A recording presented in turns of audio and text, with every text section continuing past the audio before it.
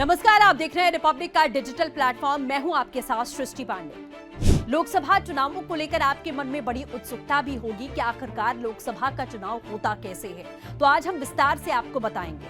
ये आप सभी जानते हैं कि भारत के लोकसभा चुनाव को दुनिया का सबसे बड़ा चुनाव माना जाता है। देश के लोकतंत्र को मजबूत करने के लिए पार्लियामेंट्री सिस्टम को अपनाया गया है।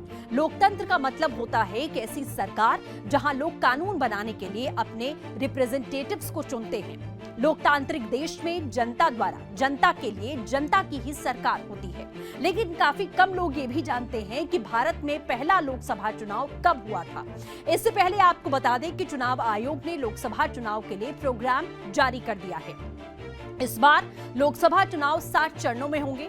19 अप्रैल से चुनावी शंखनाद होगा और 1 जून तक चलेगा। 4 जून लोकसभा के चुनावी नतीजे आ जाएंगे और पता चलेगा कि देश का अगला प्रधानमंत्री कौन होगा।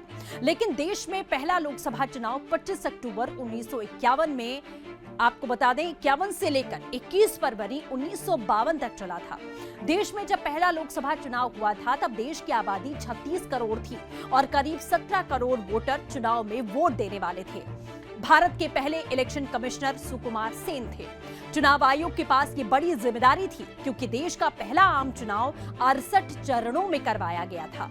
पहले इलेक्शन कमीशन ने तय किया था कि वोटिंग 1952 के फरवरी और मार्च के महीने में होगी, लेकिन हिमाचल प्रदेश की चीनी तहसील के लोगों को अक्टूबर 1951 में ही ये मौका मिल गया क्योंकि सर्दियों में बर्फबारी के चलते ये इलाका बाकी जगहों से पूरी तरह कट जाता है।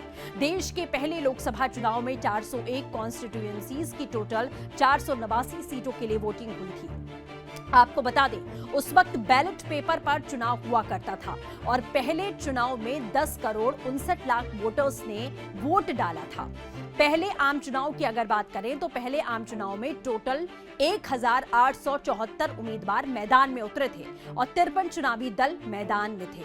इनमें से 14 नेशनल पार्टीज थी और 39 रीजनल पार्टीज थी। इस चुनाव में कांग्रेस सबसे बड़ी पार्टी बनकर सामने आई। चुनाव में कांग्रेस को 364 सीटों पर जीत मिली थी और आपको बता दें 10 फरवरी 1952 को चुनाव के नतीजे घोषित किए गए। इंडियन नेशनल कांग्रेस ने बड़े बहुमत से चुनाव जीतकर पंडित जवाहरलाल नेहरू की अगुवाई में सरकार बनाई। पहले लोकसभा चुनाव के समय वोटर्स की कम से कम उम्र 21 साल तय की गई थी। तब से लेकर अब तक इलेक्टोरल प्रोसेस में कई बदलाव किए गए। इसमें वोटर्स की उम्र को भी कम करना शामिल है। अब वोट के लिए 18 साल की उम्र तय है। तब उत्तर प्रदेश सीटों के लिहाज से सबसे बड़ा राज्य था। यूपी में 86 सीटें थी और इसके बाद मद्रास में 75, बिहार में 55 सीटें। वहीं पहले आम चुनाव पर करीब 10.5 करोड़ रुपए खर्च किए गए थे।